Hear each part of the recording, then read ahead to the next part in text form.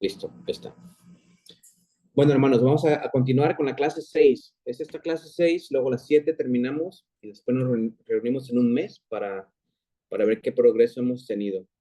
Pero hemos comenzado a ver la semana pasada los nutrientes que necesitamos para la multiplicación de discípulos. Al principio vimos 3 ingredientes, que era la semilla o la tierra y la hoz, ¿verdad? Que era el mensaje que predicamos.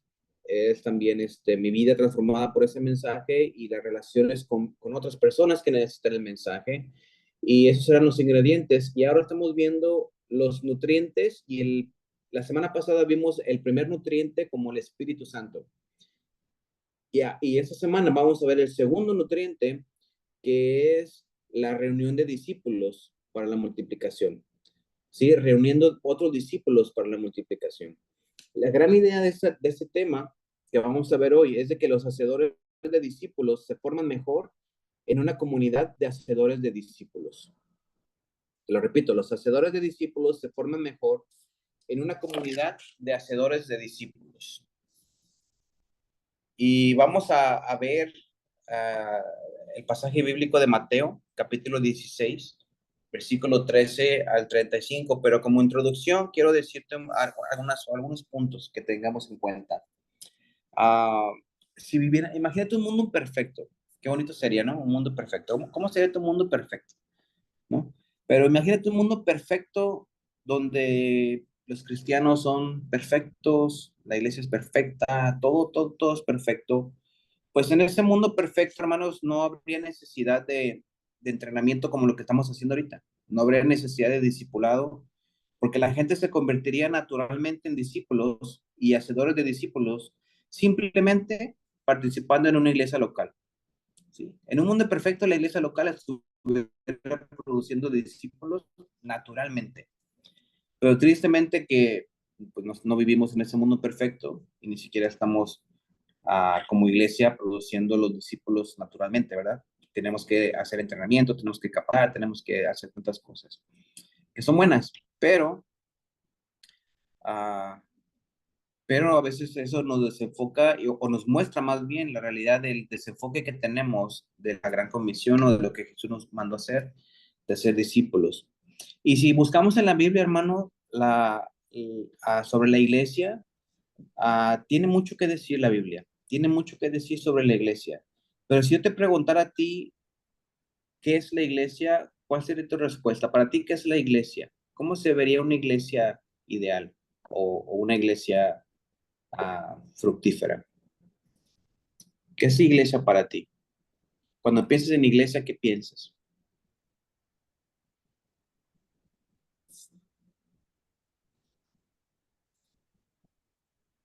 De uno por uno, hermanos.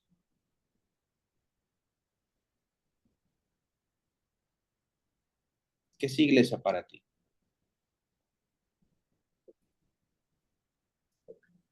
Pues es el conjunto de creyentes, el conjunto de personas que se reúnen con un fin común que es adorar y alabar a Jesús, a Dios, pues. Amén. Entendemos perfectamente que la iglesia pues no es el lugar, no es el edificio, sino somos todos nosotros los congregantes, toda la asamblea que se reúne eh, pues para conocer a Dios. Amén. Así es. ¿Qué más, hermanos? ¿Qué es para ustedes iglesia? ¿Qué piensan cuando escuchan la palabra iglesia?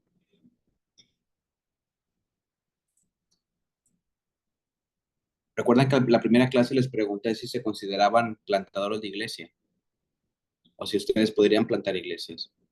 Hablando de una forma, hemos visto que Jesús es el que establece la iglesia y la edifica, pero en la forma de nosotros poder ir y comenzar nuevas iglesias. Pues, recuerdan que les pregunté y la mayoría dijimos que no, ¿verdad? Que no podríamos, porque a veces pensamos en iglesia, como dice el pastor, no es el edificio, pero a veces pensamos en todo lo que contrae, ¿cómo dice? En todo lo que conlleva hacer una iglesia, por ejemplo, programas, presupuestos, edificios, personal, pastores, constituciones, reglas ¿cómo se dice? Sí, ¿no? La constitución, las reglas para ser miembro de la iglesia. Y le agregamos un montón de cosas a la palabra iglesia. Entonces, cuando pensamos en edificar iglesias, o perdón, en establecer iglesias, pues como ponemos todo lo demás enfrente, o primero, decimos no, no podemos. Pero nos olvidamos, hermanos, como decía el pastor, que la iglesia no es el programa, no es el edificio, no es nada más que el cuerpo de personas, ¿sí? El cuerpo de personas que forman esa iglesia, ¿no? Ese grupo. La palabra iglesia viene del griego eclesía, ¿sí? Y eclesía nosotros lo hemos utilizado como una palabra muy cristiana, ¿no? Iglesia. Pero en realidad la palabra eclesía, esa palabra se usa para cualquier grupo, cualquier comunidad, cualquier conjunto de personas se le llamaba eclesía. Por ejemplo, si yo reúno motociclistas, es una eclesía de motociclistas. Si yo reúno personas que se identifican por jugar juegos de videojuego, sí, videojuegos, perdón, es una eclesía de gamers, ¿no? O de jugadores de videojuegos.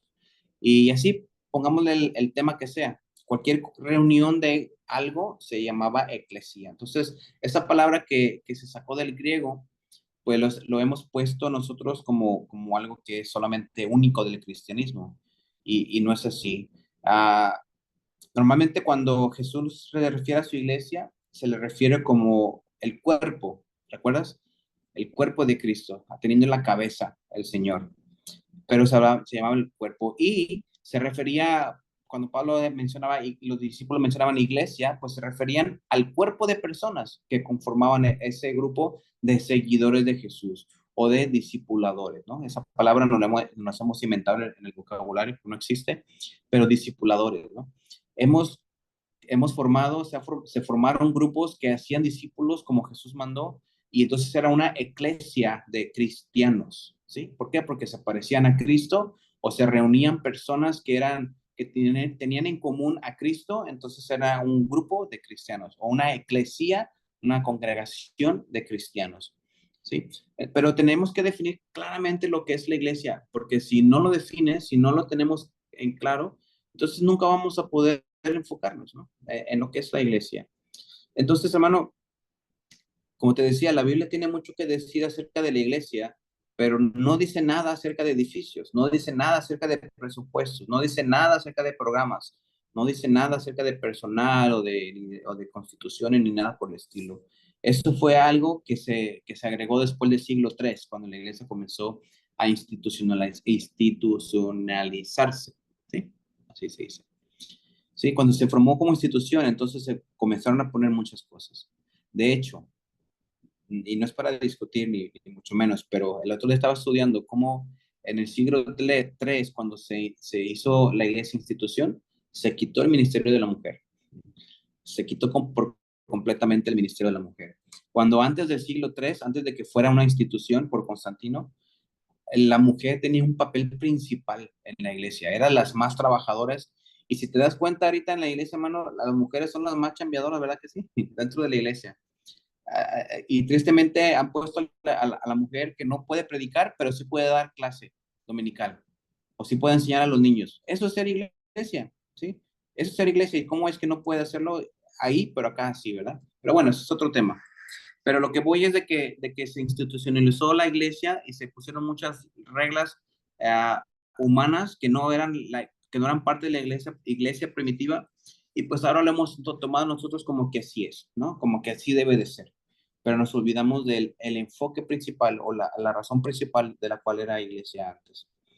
Cuando quitamos todas las cosas, cuando quitamos los programas, los presupuestos, todo lo que pueda haber extra de la palabra iglesia, lo que queda de eso es lo que realmente significa la iglesia en la Biblia. ¿Sí? Si se quita el edificio, si se les quita el salón donde se reúnen, si se les quita, el pastor ha comentado, lo he escuchado, que dice, hermanos, nos hemos cambiado tanto, pero el día que estamos debajo de un árbol, ahí también los vamos a invitar, ¿verdad? ¿Por qué? Porque se dan cuenta de que lo que en realidad la palabra iglesia quiere decir, o lo que la palabra iglesia se refiere, es son ustedes, soy yo, ¿sí? Cada uno de nosotros somos iglesia. Cada uno de nosotros somos el cuerpo del Señor y cada uno de nosotros somos esas piedras vivas, ¿no? Que conformamos en parte del reino. Pero todas las otras cosas como programas y presupuestos, edificios, no son necesariamente malas, pero tampoco son necesarias para un grupo de discípulos para hacer iglesia. Gracias a Dios en nuestro país se puede tener un edificio, ¿verdad que sí? Gracias a Dios se puede conseguir un local, gracias a Dios se puede conseguir algo para reunirnos y es bueno y es necesario. Pero ¿qué pasa con aquellos países que no tienen esos lugares? Y se reúnen debajo de un árbol, que no tienen proyector, que no tienen micrófonos, que no tienen nada. Ellos siguen siendo iglesias. Sí, hermano, tenía una pregunta, un comentario. Nada más un comentario. De hecho, Sí. en un libro, en una ocasión encontré el término de iglesia, y efectivamente venía de eclesia, que significa eclesiástico, y hacía un análisis de esta palabra donde viene como prefijo y deviene de una raíz. Y así me gustaría a lo mejor establecerlo porque tiene que ver mucho con lo que cada uno integramos, porque ahí definía en ese libro que ek viene de ex, que significa desde o de, y kaleo, que significa llamar o llamado. Y en sí la palabra viene como llamado desde otra cosa, que en sí podría determinarse como compañía de personas que han sido llamadas por Dios desde el mundo. Entonces, tiene que ver ese concepto porque es como que las personas que son llamadas, todos los que conforman una iglesia, son llamadas por Dios y son traídas por Dios desde un lugar, que en este caso sería desde el mundo, para servir a la iglesia. Así es, hablando de un término de un grupo de cristianos, ¿no? Porque también un líder motociclista puede llamar a personas que no son motociclistas a ser motociclistas y se aplica el mismo término, ¿no? Entonces, sí, hermano, muchas gracias. Muchas gracias. Pero nos lleva a lo mismo, ¿no? Enfatizar de que somos nosotros. No es el programa, no es la institución, no es la denominación, no es el grupo de iglesias que tengan cobertura, no es las bocinas, ni los micrófonos, ni los pianos, no es nada de eso, eres tú y soy yo, ¿sí? Pero entonces, si estamos viendo la iglesia como un ingrediente para multiplicar discípulos, pues, ¿qué relación tenemos, no? ¿Qué relación hay en eso? Y te quiero dar, antes de entrar a la lectura de Mateo, unos pequeños puntos, principios o ideas que puedes anotar o puedes tenerlas ahí para, para pensar en ellas. Pero fíjate, cuando plantamos iglesias, ¿sí? Cuando plantamos iglesias, no siempre vamos a obtener discípulos. Pero cuando hacemos discípulos, siempre vamos a obtener iglesias.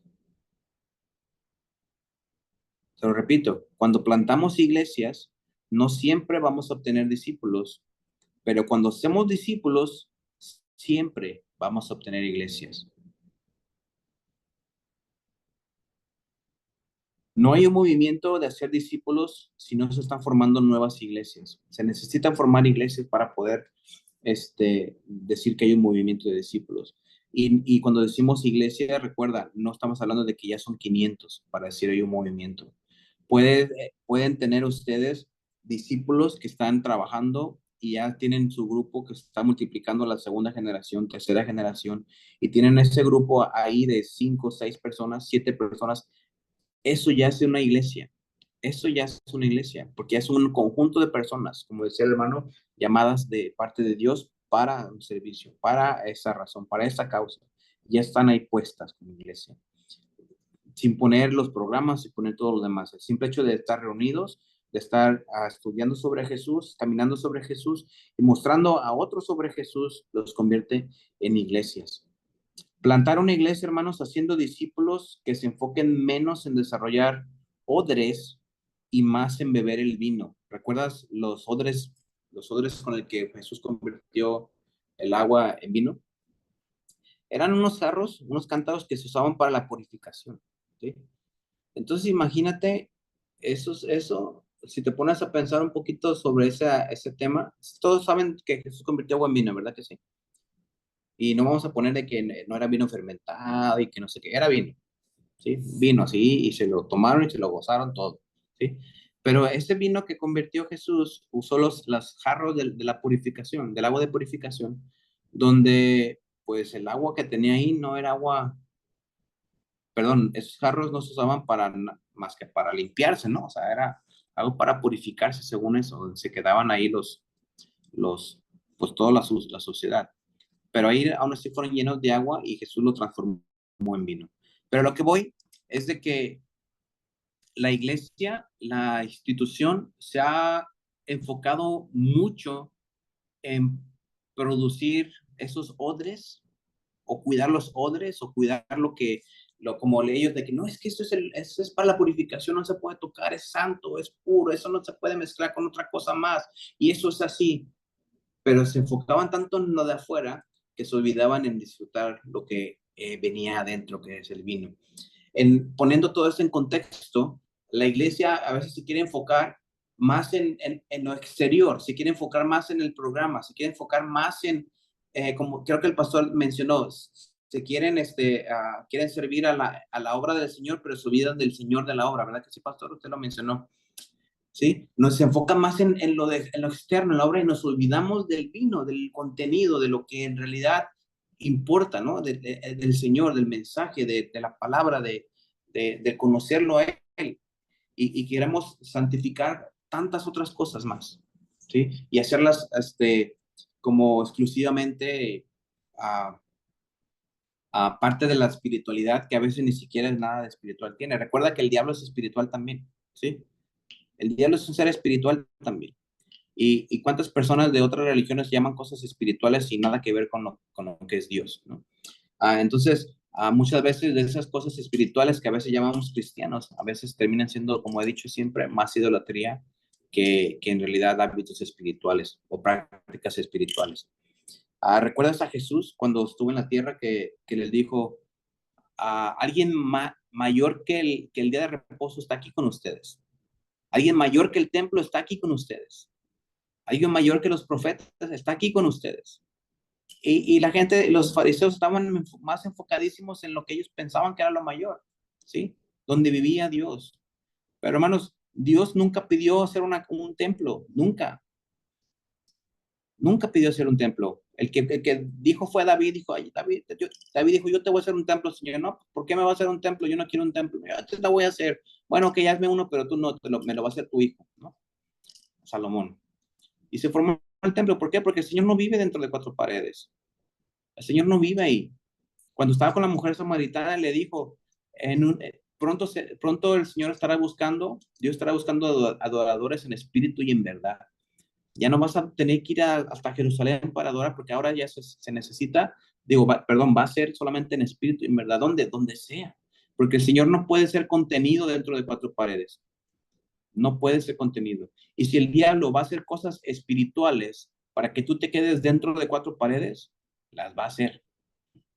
Porque la iglesia no es para estar dentro de cuatro paredes, pero el diablo sí la quiere dentro de cuatro paredes. Entonces, hermano, yo sé que no estamos enfocados en lo de afuera. Yo los conozco y veo que tienen un arduo trabajo para el reino y para afuera, para atender a los demás, pero que no vaya a perder el enfoque en un momento, que no vaya a llegar el momento donde ya tengan más personas y que en vez de seguir para afuera ya se queden con los de adentro porque los de adentro ya son muchos, ¿no? O ya no se requieren más para afuera. Yo reconocí un pastor que me dijo, no, esta iglesia es con 100 personas es suficiente, ¿no? Que lleguemos a 100 y ya hasta ahí nos paramos y atendemos a las 100 hasta que se mueran y vamos, si se muere uno, pues buscamos otro, ¿no? Para que sigan siendo 100. ¿No? Entonces, no es así la cosa. No es así la cosa. Para plantar una iglesia haciendo discípulos, tenemos que distinguir iglesias de particulares formas de iglesia con la que estamos familiarizados. No sé si te comenté a ti o les platiqué a ustedes que leyeran el libro de Hechos. Creo que les dije al principio, no recuerdo. Pero lean el libro de Hechos para que conozcan cómo era la iglesia, pero sáquense de su mente lo que es la iglesia. Por ejemplo, no sé si, creo que les platiqué, ¿verdad? No recuerdo, que les dije, imagínense que son extraterrestres, que nunca han sabido nada de una iglesia, que nunca le habían escuchado la palabra iglesia, que no saben lo que es seguir a Cristo, que no saben lo que es un misionero, que no saben nada de eso, y de repente llegan y lean Hechos, para ver qué se les viene a la mente como iglesia. Sí. Les recomiendo que lo hagan, que si no lo han hecho, lo lean con esos lentes, ¿no? De que yo no soy de este planeta, nunca sé lo que es una iglesia y quiero saber qué es una iglesia, ¿no? Y leerlo, para que te des cuenta de lo que en realidad la palabra dice como iglesia. Quítate todos las formas por haber y por tener en la iglesia y elimínalas y vete de cero, que no sepas nada. Pero termino con esta idea. En lo que una iglesia se está convirtiendo es más importante que lo que una iglesia está haciendo. Te lo repito, en lo que una iglesia se está convirtiendo es más importante que lo que una iglesia está haciendo. ¿Recuerdas a la iglesia de la carta de Apocalipsis? A ver si sabes cuál es. Que le dijo, todo está bien, eres activa, eres muy buena, trabajas, sirves, no eres aburrida, eres bien buena onda, todo por aquí, todo por allá, pero tengo algo contra ti. ¿Te acuerdas qué fue? ¿Has perdido? Te has olvidado de tu primer amor. Primer amor. Era una iglesia súper activa, hermanos. Ayudaba, servía, sí, hacía tantas cosas, pero perdieron su primer amor. ¿Por qué? Porque dejaron de conocer a Jesús, dejaron de conocer o buscar o caminar con aquel que era su primer amor, ¿sí? Y fíjate, el otro día estaba escuchando sobre los buenos, ¿no? Los que se creen buenos. El ser bueno no es necesario, no es suficiente para ser salvo, ¿sí? Necesitas la fe en Jesús, necesitas aceptar al Señor como tu único Salvador. Pero, pero cuando llegas a la iglesia y solamente eres bueno, pues cualquier persona puede ser bueno. Los musulmanes son muy buenos. Los musulmanes son muy abiertos a compartir con otros, son muy hospitalarios, son muy buenos, en verdad, son muy buenos. Yo tengo amigos musulmanes que son muy hospitalarios, son muy dadivosos, son muy buenos, buscan el bien para los demás, ¿sí? Y así vas a buscar pues, hartas de religiones que son buenos, ¿sí? Son buenos. Pero si el diablo te va a mantener siendo bueno nada más, de nada sirve, de nada sirve. Necesitamos caminar con Jesús y comenzar a ser como Jesús, ¿sí? ¿Por qué? Porque nuestro llamado es ser discípulos pero mientras caminamos con Jesús para dar fruto, que el fruto es parecernos más a Jesús. Entonces, en lo que tú te estás convirtiendo como iglesia, en lo que yo me estoy convirtiendo como iglesia, es más importante que lo que yo hago como iglesia. Y lo vemos en el ejemplo de la iglesia, creo que fue Éfeso, ¿verdad? Si no me equivoco. Sí, fue Éfeso. Uh-huh. Cualquiera, yo creo que en aquel tiempo, cualquiera que viera esa iglesia decía, wow, esa iglesia es una bomba, ¿no? Es un éxito esa iglesia, mira todos los que hay, mira todo lo que hacen, mira todas las actividades que tienen, pero habían perdido su primer amor. Vamos a preguntas, hermanos, hasta aquí, comentarios. Eso fue No. con una pequeña introducción, pero vamos a ir al libro de Mateo, capítulo 16, del 13 al 25. Mateo 16.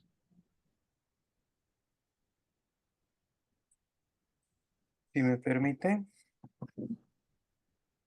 ¿Perdón? si me permite leer. Claro que sí, hermano. Adelante. Viniendo Jesús a la región de Cesarea de Filipo, preguntó a sus discípulos diciendo, ¿quién dicen los hombres que es el Hijo del Hombre? Ellos dijeron, unos Juan el Bautista, otros Elías y otros Jeremías, o algunos de los profetas. Él le dijo, ¿y vosotros quién decís que soy? ¿Que soy yo? Respondió Simón Pedro, dijo, tú eres el Cristo, el Hijo del Dios viviente. Entonces él le respondió Jesús, bienaventurado eres Simón, hijo de Jonás, porque no te lo reveló carne ni sangre, sino mi Padre que está en los cielos. Y yo también a ti te digo que tú eres Pedro, y sobre esta roca edificaré mi iglesia, y las puertas del Hades no prevalecerán contra ella. Y a ti te daré las llaves del reino de los cielos, y todo lo que atares en la tierra será atado en los cielos, y todo lo que desatares en la tierra será desatado en los cielos. Entonces mandó a sus discípulos a que nadie dijese que él era Jesús el Cristo. Desde entonces comenzó Jesús a declarar a sus discípulos que le era necesario ir a Jerusalén y padecer mucho de los ancianos, de los principales sacerdotes y de los escribas, y ser muerto y resucitar al tercer día. Entonces Pedro, tomándolo aparte, comenzó a reconvenirle diciendo, Señor, ten compasión de ti, en ninguna manera esto te acontezca. Pero él, volviéndose, dijo a Pedro, quítate de delante de mí, Satanás. Me eres tropiezo, porque no pones la mira en las cosas de Dios, sino en las cosas de los hombres. Entonces Jesús dijo a los discípulos, si alguno quiere venir en pos de mí, niéguese a sí mismo, tome su cruz y sígame, porque todo el que quiera salvar su vida, la perderá, y todo el que pierda su vida por causa de mí, la hallará. Amén, hermanos. Amén. ¿Qué encontramos ahí, hermanos? Encontramos 3 puntos que quiero compartir contigo ahí, que son necesarios para poder definirnos como iglesia y no son necesarios para agregar como ese nutriente para multiplicar discípulos. Primero comienza hablando de la identidad de Jesús, ¿sí? El quién es Jesús, hermanos, es el fundamento tanto para el discipulado como para la plantación de la iglesia. Porque Jesús establece un vínculo explícito entre reconocer a Jesús como nuestro Rey Salvador y reinante y plantación de iglesias. Fíjate cómo comienza diciendo que llega a la Cesarea de Filipo, preguntó a sus discípulos diciéndoles, ¿quién dice los hombres que es el Hijo del Hombre? Ellos dijeron, unos Juan el Bautista, otros Elías, otros Jeremías, o algunos de los profetas, y él les dijo, ¿y vosotros quiénes decís que sois? Respondiendo Simón Pedro, dijo, tú eres el Cristo, el Hijo del Dios viviente. Entonces, hermano, nosotros como iglesia necesitamos entender la identidad de Jesús, porque en la identidad de Jesús es que tú y yo tenemos nuestra identidad, ¿sí? Reconociendo la identidad de Jesús es que tú vas a ser, o tú vas a entender cuál es tu identidad. Fíjate, Jesús pregunta quién es, y Simón que le dice, tú eres el Cristo. Y sobre la respuesta de lo que Simón le dijo, mismo Jesús le da una nueva identidad a Simón, donde ya no es Simón, ¿verdad? Ahora ¿quién es? Ahora es Pedro, ¿sí? Ahora es Pedro. Entonces, mientras caminaba, mientras lo conocía, pues se dio cuenta de que él en verdad era el Cristo, porque, no por sangre ni por carne, sino porque el Padre mismo se lo reveló, ¿sí? Y esa identidad que él reconoce de Jesús le hizo entender la verdadera identidad de Pedro. ¿Y Pedro qué es? Petros, ¿sí? Piedra, ¿sí? Dice la palabra que somos piedras vivas, ¿no? Y no es la Petra que menciona ahí en el griego. Nuestro español nos juega muchas, la traducción nos juega muchas malentendidos, ¿no? Que ya muchos dijeron que aquí en Pedro es la primera papa, porque ahí fue establecido y que no sé qué. Pero en realidad el juego de palabras que está hablando está dándole una identidad. ¿Por qué? Porque mira, si lo hablamos en el griego, está diciendo, entonces, bueno, Jesús le dijo, bienaventurado eres Simón, hijo de Jonás, porque no te lo reveló carne ni sangre, sino mi Padre que está en los cielos. Y yo también te digo que tú eres Petros, ¿sí? Petros, no, y sobre esta Petra, ¿sí? Si nos ponemos a dialogar, haz de cuenta que yo soy Jesús, y acá enfrente tengo a Pedro, y yo le digo, mira, fíjate la identidad, Pedro, fíjate el orden. Tú eres un Petros, tú eres una piedrita, pero yo soy la Petra, ¿sí? La piedra angular. Y si hablamos de construcción, pues vamos a ver cuál es la piedra angular, ¿no? Que sostiene todo. Pero entonces le dice, no te confundas, Pedro, ¿sí? No te confundas. Tú si eres Petro, si eres parte de la edificación, pero no eres la piedra angular. Yo soy la piedra angular. Entonces, mismo Jesús le confirma la identidad de Pedro, poniéndolo en el lugar que debe de ser para no estar más arriba que Jesús, pero a la misma vez estar conectado con el mismo cuerpo de Jesús, que somos el cuerpo y él es la cabeza, ¿sí? Nos da esa identidad. Le dice, tú eres Petros, yo soy Petra, y sobre esta Petra, ¿sí? Que es mismo Jesús, sobre esta Petra edificaré mi iglesia, ¿sí? Mismo Jesús edificando su iglesia. Entonces, tú y yo, hermano, como iglesia, tenemos que definir quién es Jesús. ¿Quién es Jesús para ti? Tienes que tener bien claro quién es Jesús para ti, porque lo que tú creas de Jesús, hermano, en esta tierra va a definir, va a depender de dónde vas a pasar tu eternidad, ¿sí? Lo que tú creas de Jesús en esta tierra va a depender dónde tú vas a pasar la eternidad, pero también va a depender de cómo vas a vivir tú en esta tierra, con tu definición de Jesús. De la misma manera, hermano, tenemos que compartir de Jesús con otros, porque tienen que definir quién es Jesús en sus vidas, porque eso va a definir dónde van a pasar, eso va a decir dónde van a pasar su eternidad con lo que tengan ellos como Jesús. Porque cualquiera puede decir algo de Jesús, cualquiera. Un profeta, Diosito, ¿no? El que me trae regalos en Navidad, o que crucificaron en la cruz, o un maestro, o una fábula, o una leyenda, o quién sabe, o no existe, ¿no? Lo que sea. Pero lo que ellos definan, o lo que tú definas, es donde va a encontrar tu identidad y donde vas a encontrar también tu futuro en el cielo, con Él. Entonces, encontramos la identidad en los primeros versículos, pero en el versículo 18, ¿qué encontramos? Lo que te acabo de leer ahorita. Y yo también te digo que tú eres Pedro o Petros, y sobre esta Petra edificaré mi iglesia. Encontramos la identidad de Jesús, pero también encontramos la misión de Jesús. ¿Cuál es la misión de Jesús?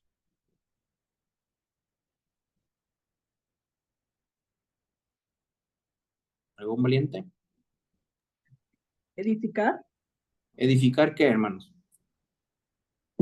Edificar La la iglesia. iglesia. Ajá, amén. Amén, amén.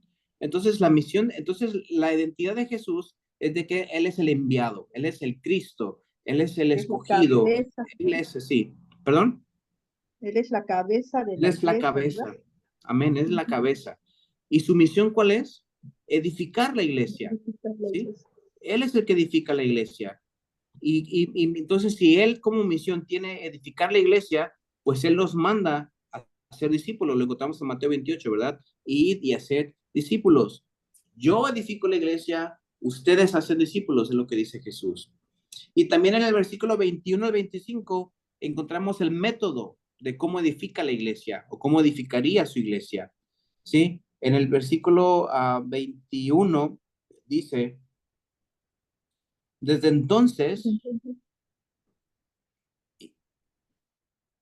fíjate, y vuelvo a repetir, ¿no?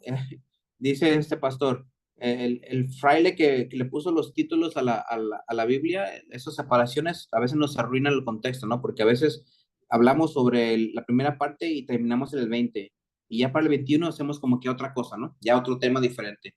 Pero en realidad los manuscritos eran corridos.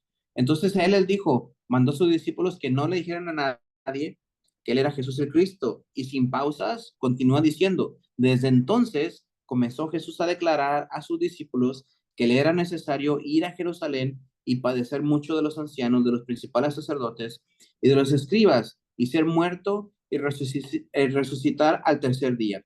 Entonces, ¿cómo es la metodología de Jesús para edificar su iglesia? Según lo que estamos haciendo.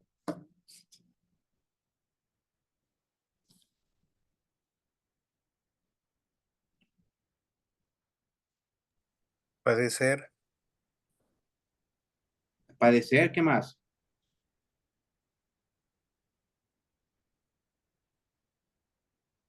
morir y resucitar. Padecer, morir y resucitar, así es. Sufrir, ¿verdad? Sí, Sufrir.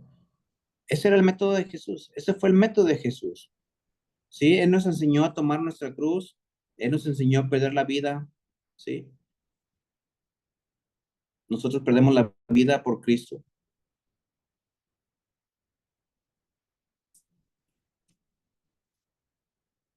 Pero fíjate en algo bien importante, fíjate en algo bien importante, como cristianos, a veces somos Pedros, ¿no? A veces somos como Pedro, porque es posible, así como Pedro, aceptar la identidad de Jesús. Fíjate lo que pasó en el mismo contexto. Pedro dijo, tú eres el Cristo, reconozco que tú eres el Cristo, ¿sí? Entonces, como Pedro podemos aceptar la identidad de Jesús, pero también como Pedro podemos rechazar su metodología. Podemos rechazar el método de cómo Jesús edifica la iglesia, porque puedes tener una teología perfecta, una teología correcta de lo que es Jesús, pero aún así ser llamado Satanás por Jesús. ¿Sí me entiendes? Pedro le dijo, sí, tú eres el Cristo. Ah, mira, ahora que ya sabes que yo soy el Cristo, déjate yo cómo voy a hacerlo. Así. No, Señor, que nada te pase. ¿Sí? Que nada te pase, no te hagas, no, que no te vaya a pasar nada. No, tú no puedes morir. ¿Y qué le dijo Jesús? Aléjate de mí, Satanás. Entonces, a veces como iglesia podemos tener esa teología correcta de lo que es Jesús, pero no estamos aceptando el método de cómo es Jesús. No queremos tomar nuestra cruz. Dijo Jesús, todo aquel que quiera ser mi discípulo, ¿qué dijo? Tome su cruz, niéguese a sí mismo y sígame. Y fíjate que lo curioso de cuando Jesús dijo eso, él todavía no era crucificado. Nosotros relacionamos ese versículo cuando con un Jesús ya crucificado, ¿verdad que sí? Y a veces pensamos o malinterpretamos esa parte donde decimos, no, pues mi esposo es bien borracho y no se convierte, pues esa es mi cruz que tengo que cargar, ¿no? Eso no es la cruz que tienes que cargar, ¿no? Eso no es tomar tu cruz. Tomar tu cruz representa la muerte, morir a ti, morir a tus deseos, morir a tus pasiones, ¿sí? La cruz, hermano, el sacrificio, la crucifixión no fue nuevo con Jesús, ya existía la crucifixión de los malos, ya existía. Entonces la crucifixión, hermano, recuerda que en el reino de Cristo todo cambia, todo es una, ¿cómo se llama esta palabra? Es una, bueno, se fue la palabra, pero es una, por ejemplo, para vivir en el reino de Jesús tienes que morir, ¿sí? Para ganar, ¿qué tienes que hacer? Tienes que perder, ¿sí? Así es el reino de Dios. Para caminar con Él, pues tienes que morir a ti, tienes que negarte a ti, ¿sí? Como requisito sería la palabra, No es requisito, esa ¿no? palabra se llama, Paradoja. sí, ¿Cómo? esa palabra, gracias, ¿Cómo? sí. ¿Mande? ¿Cómo era? Perdón. La, La re- palabra. la repite que se volvió a olvidar. Paradoja. Paradoja, sí, paradoja. Contrario a la lógica Sí, humana. es una paradoja. Para vivir, tengo que morir. Para ganar, tengo que perder. Si me dan una cachetada, tengo que poner la otra, ¿sí? Si me fuerzan a caminar una milla, tengo que caminar dos. Si me quitan un saco, tengo que darle otro. O sea, es algo que no concuerda con el reino de Dios. Perdona, que no concuerda con nuestras reglas humanas, ¿no? Con nuestra vida humana. Pero, pero podemos tener bien claro, ¿sí? Lo que Jesús nos dijo, níguense a sí mismo, tomen su cruz, que les decía que tomar su cruz es morir a nosotros, morir a lo que queremos, ¿sí? Y Jesús, te estaba diciendo, entonces Jesús toma la cruz, algo que simbolizaba muerte, y ahora es vida, ¿no? La cruz ahora es vida. La cruz ahora nos da la vida. Por la cruz es que nosotros podemos vivir. ¿Sí? Él transformó eso. Eso que era fue maldito en la cruz, maldito que muriera en la cruz, pues Él lo hizo bendición para nosotros y para toda la humanidad. Entonces, pero ese era el método de Jesús. Esa era la manera en la cual Jesús era su paso a seguir, pero nadie le entendía, nadie le creía. ¿Cómo es que iba a derrumbar el templo y en 3 días reconstruirlo? No entendía, no entendía. Pero nosotros, hermanos, necesitamos entender claramente para poder entonces tener una identidad en Jesús, entender la misión de Jesús y nuestra misión, y también entenderle el método de Jesús, que el método de que tomó Jesús es igual para nosotros: tomar nuestra cruz, negarnos y seguirle, seguirle. Lo curioso de todo esto, hermano, es de que Jesús nunca dijo acéptenme, ¿verdad? Como a veces usamos nosotros. Para ser salvo tienes que aceptar a Jesús. Y sí, es verdad. Pero en un momento Jesús nos dijo que para ser salvos tenemos que aceptarlo. Él dijo que teníamos que seguirle, ¿sí? Teníamos que seguirle, caminar con Él, andar con Él. A los discípulos no les dijo, acéptame para entonces comenzar a discipularte, ¿verdad que no? Solamente les dijo, sígueme. ¿Y qué voy a hacer? Te voy a hacer pescador de hombre. Ah, está bien, te sigo. Ni sabía lo que era ser pescador de hombre, pero dijo que sí. ¿Por qué? Porque no estaba llamando. Si es bien cierto, hermano, que el mensaje es más importante que el método, también es cierto que el método va a reflejar el mensaje. Recuerda lo que vimos al principio, la segunda clase: el mensaje que predicas va a definir los discípulos que produces. Entonces, hermano, las iglesias se plantan entendiendo la identidad, la misión y la metodología. Vemos que las iglesias se plantan cuando la gente reconoce quién es Jesús. ¿Has llevado personas a Cristo? ¿Sí o no? ¿Has llevado a personas que reconozcan quién es Jesús en tu caminar cristiano? ¿Sí? Entonces estás plantando iglesias. La iglesia también se planta, hermano, cuando la gente toma su cruz y siguen a Jesús. Es un discipulado. Entonces nuestro papel, hermanos, de la plantación de iglesia es dar a conocer a Jesús a quienes no lo conocen, para guiar a otros a medida que se convierten en aprendices, aprendiendo el camino de Jesús. Entonces, cuando tú estás haciendo eso, hermano, cuando tú estás llevando a otros a conocer a Jesús, cuando otros con lo que están conociendo de Jesús toman su cruz y le siguen, y aparte dan a conocer a otros, a quienes no lo conocen, pues entonces estás plantando, vamos a usar la palabra plantar, ¿verdad? Estás plantando iglesias. No estás hablando de fórmula, perdón, de programa, no estás hablando de presupuesto, no estás hablando de nada de lo que a veces nos detiene por plantar iglesias, ¿sí? Por ejemplo, ¿qué le costaría a la iglesia Manuel plantar una nueva iglesia? Por ejemplo, ¿no? Dejamos por así. ¿Qué necesitarían? Pues alguien que diga, yo me voy para allá, ¿verdad? Nada más. E irse abajo de un árbol, o irse a una casa, o irse a una cochera, o irse a otro lugar. Pero estoy pensando en una forma americana, hermano, ¿sí? Y a veces también mexicana, pero una forma americana a veces no se planta una iglesia a menos de que se tenga un presupuesto con todo y edificio. Y tristemente el americano así es. Y tristemente digo porque tienen el dinero, pero no tienen los trabajadores, no tienen aquellos que se vayan a ir, ¿no? Cuando se piensa que la plantación es llegar a países pobres con dinero y ponemos edificios y listo, ya plantamos una iglesia, ¿no? Y no es así, no funciona así, no es así. Pero se han enviado misioneros donde, fíjense, World Partners antes enviaba misioneros a plantar iglesias y se llegaba con dinero, se llegaba con presupuesto, se llegaban pastores a ese lugar para plantar iglesias. ¿Tenían éxito? Algunos lugares, un poco, ¿sí? Otros lugares no funcionaban. Ni siquiera podían poner iglesia, un letrero de iglesia. Se tuvo que cambiar la estrategia, se tuvo que enviar entonces misioneros a que hagan discípulos. Alguien dijo, ¿y por qué no mejor no hacemos discípulos en vez de iglesias? Dijeron, bueno, pues vamos a probarlo. Ya llevan como 15 años que cambiaron esa metodología.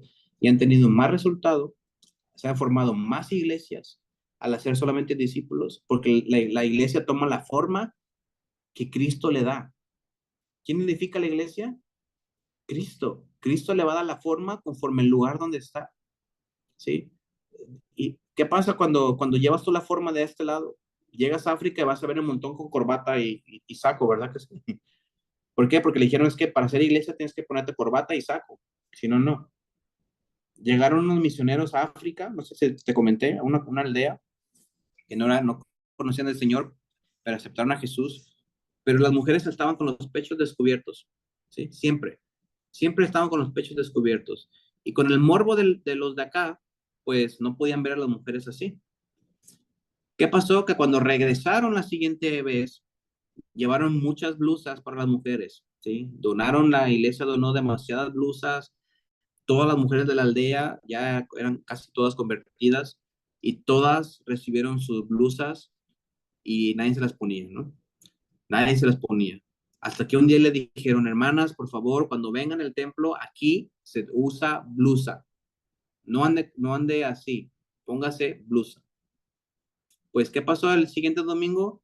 Que todas las hermanitas llegaron con blusas, todas, pero con los pechos de fuera. ¿Sí? ¿Por qué? Porque no entendían lo que le quería decir. Para ellos era normal, no había morbo, no había nada, pero se gozaban los hermanos, se gozaban con los hermanos con sus pechos de fuera y nadie decía nada más que los americanos, ¿sí? Nadie decía nada. ¿Por qué? Porque Jesús le da la forma que tiene que tener.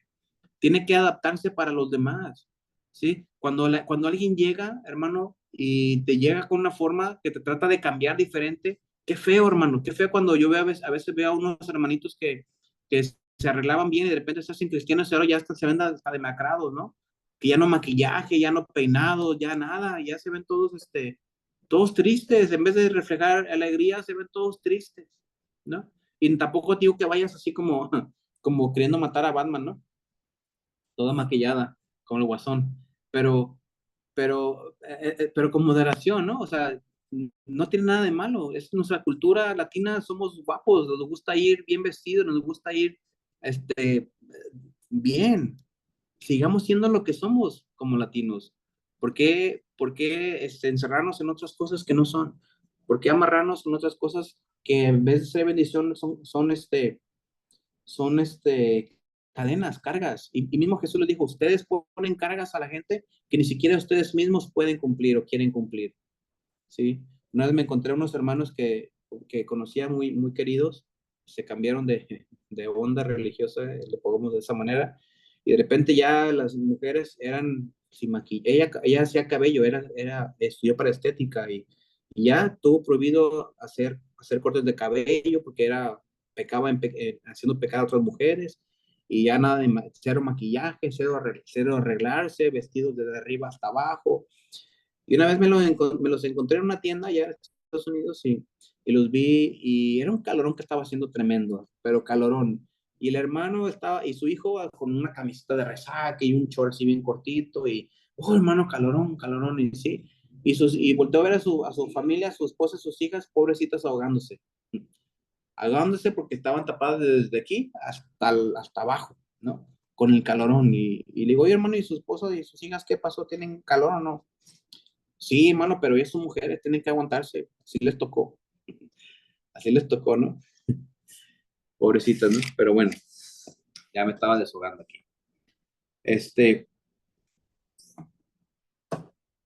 Entonces, hermano, mientras tú haces que la gente reconozca a Jesús, estás plantando iglesia, ¿sí? Entonces, quiero que te veas como ese plantador de iglesia. Vamos a usar esa palabra. Esa persona que hace iglesias mientras discipulas a otros, mientras hace nuevos discípulos y deja que Jesús le dé la forma. Si Jesús le ha dado la forma a la iglesia Emmanuel, ahí donde están, que después la siguiente extensión que tengan en otro pueblito, que se parezca al pueblito, ¿sí? Que no se vea diferente, que no trate de verse diferente, porque entonces no va a caber en el pueblito. Van a ser los raros, van a ser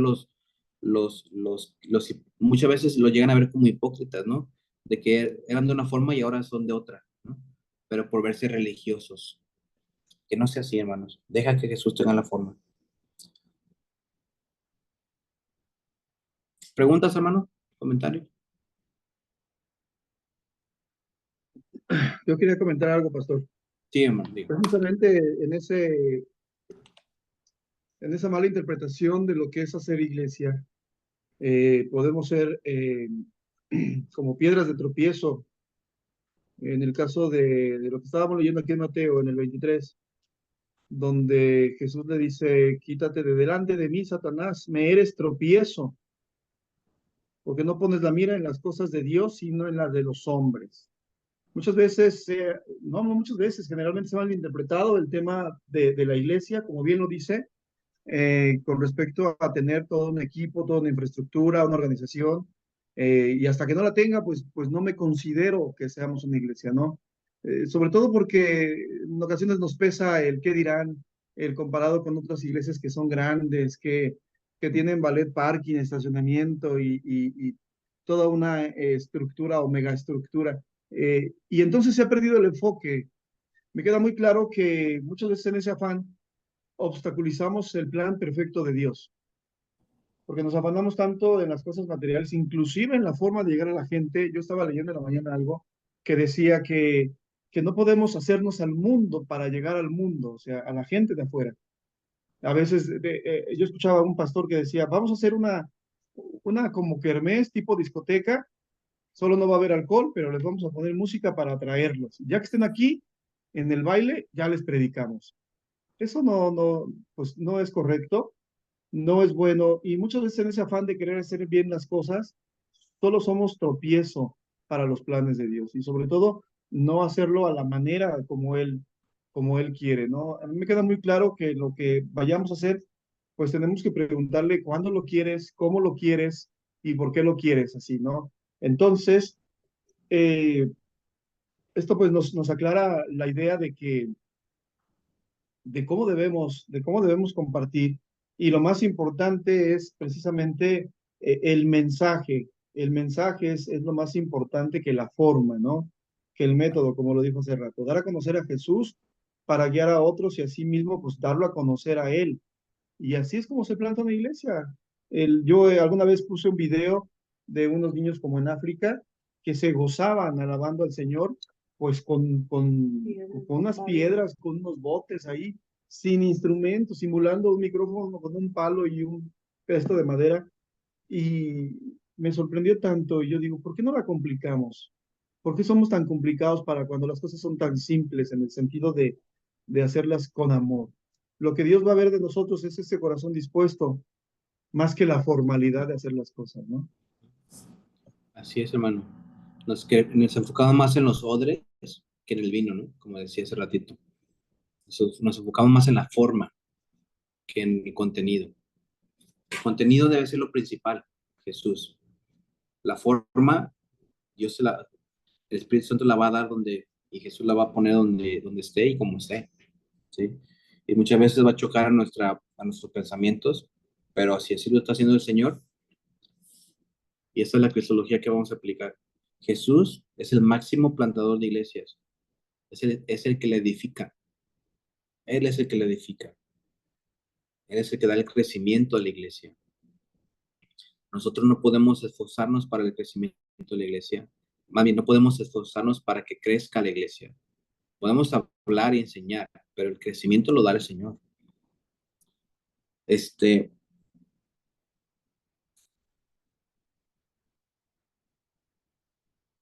Y aquí, mira, tengo ese punto. El discipulado que multiplica iglesias es cruciforme. Eso quiere decir, toma la forma de la cruz. Es porque tomamos nuestra cruz, seguimos a Jesús y hacemos discípulos que también toman su cruz y lo siguen, y que Jesús planta las iglesias.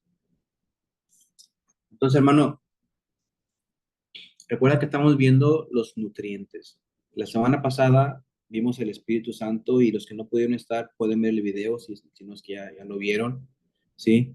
Les decía que es un tema largo para tocar en un solo tema, en un solo ratito de 1 hora y media, pero pudimos ver los puntos más importantes, creo yo. Y entender cómo funciona el Espíritu Santo nos va a ayudar también a entender ¿Cuál es la función de la iglesia y cómo se forma la iglesia?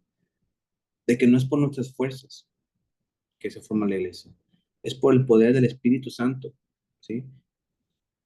Es por el poder de Jesús, es porque Él es el Rey, es porque Él está reinando ya, y Él va a construir su reino.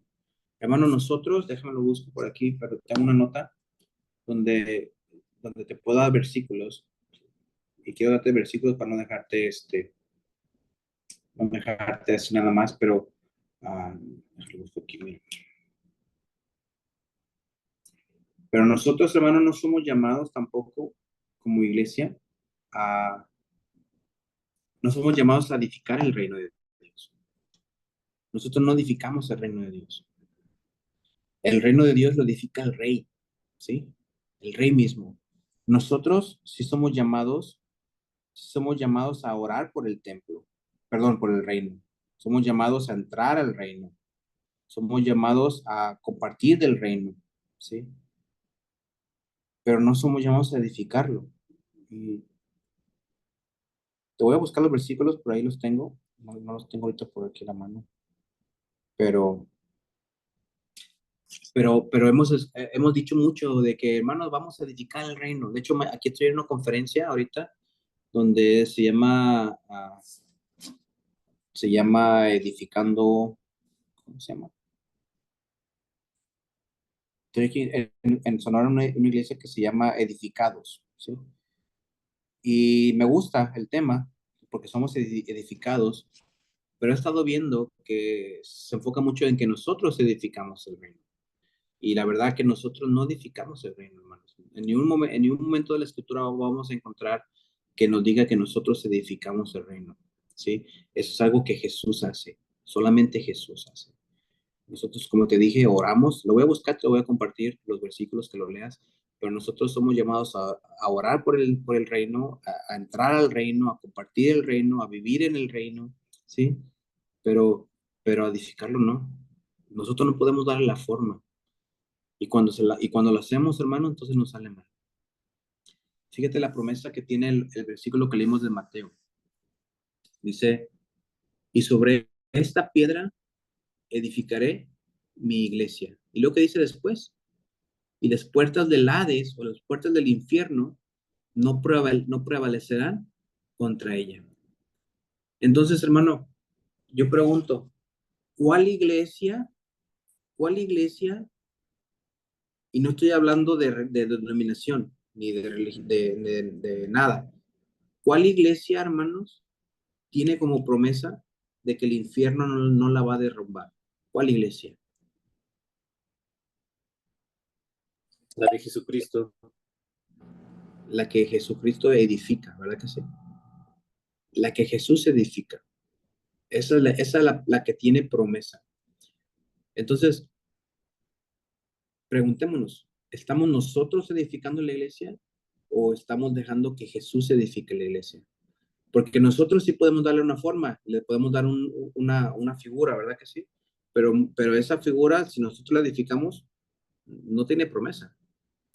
Pero cuando dejamos que Jesús la edifique, que le dé la forma que tenga que agarrar, hermano, ¿tú crees que la iglesia de Jesús va a quedarse en cuatro paredes?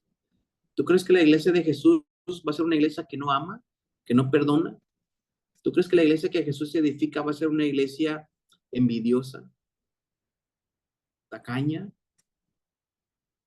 ¿Tú crees que la iglesia de Jesús va a ser una iglesia que si de repente por ahí Manuel dice, hermano, Dios me está llamando a África, y que el pastor le diga, no, aquí te plantó el Señor y aquí te quedas, ¿no?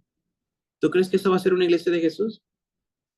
No, esa es una iglesia edificada por el hombre, que quiere quedarse con el rey, con su mini reino, que quiere quedarse con sus ovejas. Hasta dice, es que mis ovejas, ¿sí? Sus ovejas son ovejas del Señor, mis hermanos. Nosotros somos siervos, somos ovejas, todos somos ovejas. Como pastores, seguimos siendo ovejas, ¿sí? Hermano, lo bonito de todo esto, y vamos a ver la última semana que viene, es de que cuando discipulas, hermano, cuando tú haces el discipulado, te conviertes en líder. Todos somos líderes, porque todos estamos dirigiendo a alguien a Jesús. Todos. No necesariamente el pastor o los pastores, ¿sí? Todos somos líderes. Necesitamos ser líderes. Y vamos a ver la semana que entra, no un liderazgo de autoritario, ¿sí? Sino alguien que guía a alguien, a algo, ¿sí? Y este algo es Jesús. Si tú no te has convertido en un líder, tienes que serlo. Tienes que ser esa persona que guía a alguien a Jesús. Que guía a alguien a Jesús. Eso es lo que tenemos que entender. Hermano, preguntas, comentarios. Estoy un poco confuso con la hora. Son 8:36. ¿Con ustedes qué hora es? 9:36. 9:30. 9:36. Bien, entonces llevamos una hora, ¿verdad? Aquí estoy una hora menos que llevamos una hora, hermano. He terminado la clase de hoy. No tengo más para darte de lo que estamos hablando, a menos de que dialoguemos. Hermano, necesitamos dialogar. ¿Qué es lo que tú piensas sobre la iglesia? ¿Qué tú crees de la iglesia? ¿Sí? ¿O qué impacto ha tenido la iglesia en tu formación espiritual? ¿Qué puedes hablar al respecto? ¿O qué tienes en tu mente? Adelante, hermano.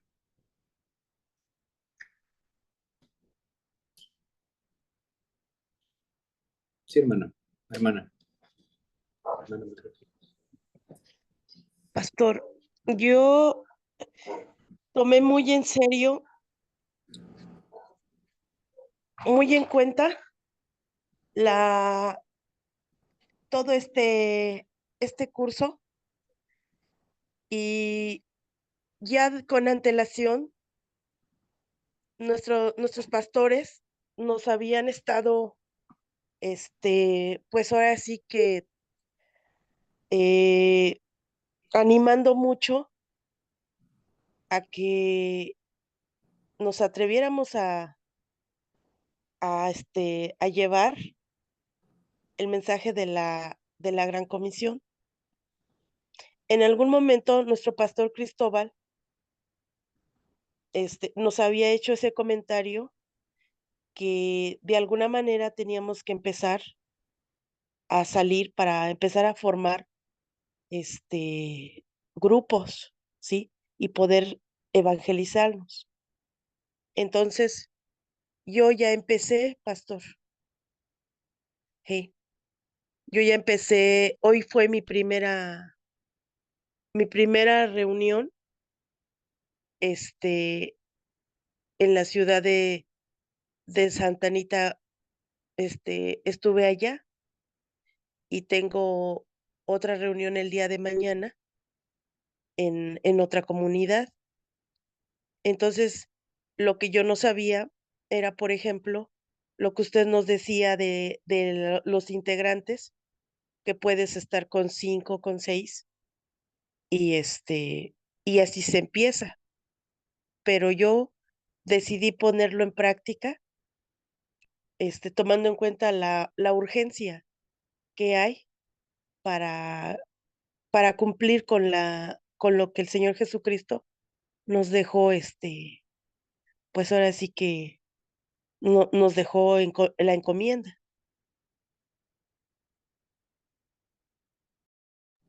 Amén, hermano. Gracias. ¿Cuántas microiglesias creen que podría tener la iglesia de Manuel? De tipo iglesia como hemos estado hablando ahorita. A ver, pastor, soñemos. Como 40. Somos como 40 congregantes en promedio. Cada uno, si cumpliéramos nuestro llamado, podríamos tener una microiglesia, como lo dice, inclusive dentro de nuestra misma casa, porque es donde debiéramos empezar. Y Así bueno, es. estaba comentando con mi esposa, precisamente, eh, inclusive aquí cerca de donde vivimos. Entonces, ese llamado, como lo dijo, y lo hemos estado explicando a la iglesia, no es exclusivo ni del pastor ni del grupo de líderes o de servidores, sino de todos, porque el llamado es para todos los que nos congregamos ahí. Entonces, si somos 40 en promedio, pues debería haber 40 micro iglesias, por lo menos. ¿Cuánto presupuesto necesita para hacer esas 40 microiglesias? Nada, Nada, económicamente hablando, nada. Solamente deseos de hacerlo La disposición de la y una disposición en ¿Cuánto- el corazón de servirle al Señor. ¿Cuántos equipos de alabanza necesitaría? Nada, ¿Cuántas nada, bocinas? ¿Cuántas bocinas? ¿Cuántos micrófonos? ¿Cuántos edificios? Ninguno. nada. Entonces, la pregunta, recuerda que estamos dialogando, ¿verdad? La pregunta es, ¿por qué no hemos hecho nada, verdad? Entonces, la pregunta es, no porque, no hablando solamente de la iglesia Manuel, sino hablando en la iglesia en general, ¿sí? La iglesia en general. ¿Por qué no lo hace? ¿Verdad? Y la respuesta no es por enfocarse solamente en la iglesia Manuel, sino porque por el malentendido como hemos estado hablando de lo que es una iglesia, ¿verdad? Porque cuando pensamos primero en lo que se necesita o los presupuestos, nos limita y nos corta las alas y dejamos de soñar. Y decimos, no, hermano, pregúntale vaya a una iglesia pequeñita y dígale, hermano, planta una iglesia en el pueblito que sigue. No, hermano, pues no tengo ni dinero, no tengo nada. Pero tienes dos hermanitos que viven allá. Sí, pero, sí. Entonces, una realidad es que los 40 miembros no lo van a hacer, ¿sí? Eso es una realidad. Pero ¿qué tal que 10 sí? ¿Verdad que sí? Y la meta no va a ser que lleguen a la iglesia de Manuel. La meta principal es que lleguen a Jesús. Si después llegan a la iglesia de Manuel, gloria a Dios, ¿verdad? Y síganse multiplicando más. Si no llegan a Manuel y se quedan en un grupo de 5 para siempre, gloria a Dios, ¿sí? Pero que esos 5 se multipliquen en otras microiglesias, ¿sí? En otras microiglesias con los líderes. Es ahí donde pues se ha perdido el enfoque. Por ejemplo, vamos a un hospital y en el hospital donde vamos, pues vienen de diferentes lugares del estado, inclusive de Hidalgo, otros estados cercanos aquí, como Puebla, ¿no? Y les compartimos, pero pues queremos que vengan a nuestra iglesia de Manuel. Pero si a ellos les queda muy lejos, lo importante es reafirmar, compartir la palabra, pues, darles a conocer a Jesús y allá en su lugar, si les queda muy lejos venir con nosotros, lo importante es que busquen un lugar donde congregarse, que busquen a Jesús y que tengan esa intención de conocer a Dios, de conocer a Jesús. Pero es ahí donde nos perdemos, porque decimos, no, pues es que yo, yo quiero que venga a mi iglesia, ¿no? Y quiero jalarlo a la iglesia de Manuel. No, ese no es el punto. Y usted lo dijo el otro día, me quedó muy claro. Todas las iglesias en el mundo conformamos la iglesia de Jesucristo. Todas. Grandes, pequeñas, con muchos o con pocos. Y lo importante es solo compartir de Jesús. Ya tú búscalo de manera personal, autodidacta, pero si puedes ir a un lugar donde vives y te congregues por allá, qué bueno. Pero perdemos ese enfoque donde queremos ser a veces un poquito necios y querer establecerlos aquí. Ah, porque yo le compartí, a fuerza te tienes que congregar aquí, ¿no? Y si aquí naciste, aquí te quedas. No, no, no, no. Yo les he dicho pues a otros hermanos muchas veces, donde te quede más cerca, lo importante es que busques y que te establezcas en un lugar. Así que, pues eso nos queda muy claro, ¿no? El poder compartir allá afuera, no se trata de nosotros, no se trata ni de la iglesia Manuel. Claro, queremos que crezca, ¿no? En microcomunidades o microiglesias que se conformen como una iglesia. Pero lo importante es que pertenecemos a la iglesia de Jesucristo. Y es algo que no debemos de perder como el enfoque principal. Un día en una reunión de pastores, en primera pues hablaban de sus congregantes, como usted lo dijo hace rato. Es que es mi iglesia. ¿Cuántos tienes? No, pues tengo 20, tengo 30. Para empezar, no nos pertenecen. Y en segunda, pues todos trabajamos para la misma obra, para el mismo Señor. Pero lamentablemente, en esa, pues, yo podría decir, en esa falta de humildad, el puesto nos queda grande para algunos. Y entonces, de ahí empezamos a distorsionar el, pues el diseño de la iglesia primitiva. De ahí empezamos inclusive a dividirnos cuando se hacen congregaciones con diferente metodología, ideología, con diferente doctrina, con diferente denominación, y entonces en lugar de unificarnos en un solo cuerpo, hay una división, y ahí es donde perdemos en lugar de ganar. Así, yo creo que el hecho de que haya denominaciones es porque se han enfocado en la forma, ¿sí? Y ya chocan las formas, entonces ya soy otra denominación diferente, ¿no? Y nos peleamos tanto por la forma, como digo, como he dicho, y nos olvidamos del contenido, ¿no? Usted lo dijo, nos enfocamos en la obra del Señor, pero nos olvidamos del Señor en la obra. Entonces, entonces necesitamos cambiar ese chip de nuestra mente y enfocarnos más en el Señor, enfocarnos más en el vino, ¿sí? En beber ese vino que fue transformado. No vayas a la siguiente vez que te vea y no, mano, pues ya somos todos borrachos, ¿no? No estoy hablando, no tomen literal, ¿no? Estamos hablando del contenido que es Jesús. Este, ¿Cómo les ha ido con sus listas? Con sus listas de que hemos visto, la lista de Frank y todo eso. Porque con esa lista, hermano, puedes tú comenzar a invitar a aquellas personas que has desarrollado una relación, ya de amistad, todo eso.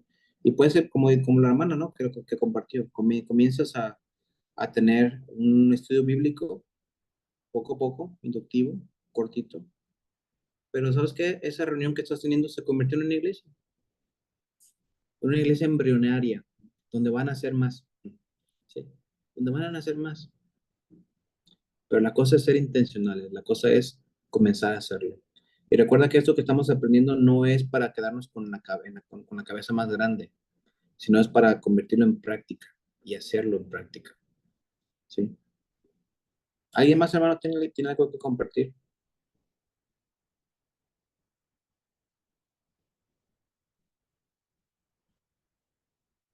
Recuerda que la iglesia es la novia de Cristo. Y por más errores que tenga, es la iglesia de Cristo. Y así la ama Jesús. Y lo bonito es que somos parte de esa iglesia, de ese mismo cuerpo.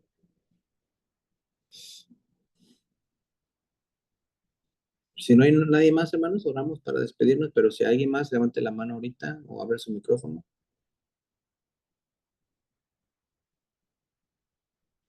Y la siguiente semana terminamos entonces. Pues vamos a orar. Y le voy a pedir al pastor que nos despide con una oración, por favor. Sí, pastor. Amado Padre Celestial, bendito Dios, te damos gracias por este momento que tú nos has permitido, Señor, de reunirnos para que a través del pastor Carlos podamos recibir instrucción y poder recibir una guianza, Señor, que tú le has puesto en su corazón para corregir si en algún momento hemos estado haciendo las cosas mal y para poder poner en práctica esta enseñanza, Señor. Entendemos perfectamente el llamado que tú nos has dado. Te pedimos perdón por cuantas veces no lo hemos hecho de la manera correcta y de la manera que tú lo has establecido en tu palabra, Señor. Danos la oportunidad de corregir esto y de hacerlo como a ti te agrada, como tú lo has mandado. Tenemos el anhelo en nuestro corazón de servirte, de honrarte y de agradarte solamente a ti. Gracias, Padre, por la vida de los hermanos que se dan cita en este lugar con la intención de formarse, de prepararse y de quitarse ese velo, de quitarnos ese velo, Señor, de malas prácticas, de malas enseñanzas que hemos recibido que no nos han dado resultados. Ayúdanos, ayúdanos a hacerlo como tú lo has establecido, Señor, no sin tantas complicaciones, sin tantos obstáculos que nos impiden ir a hacer el llamado a otros. Compartir solamente tu palabra, compartir de ti, de lo que has hecho, Señor, con tanto amor por nosotros.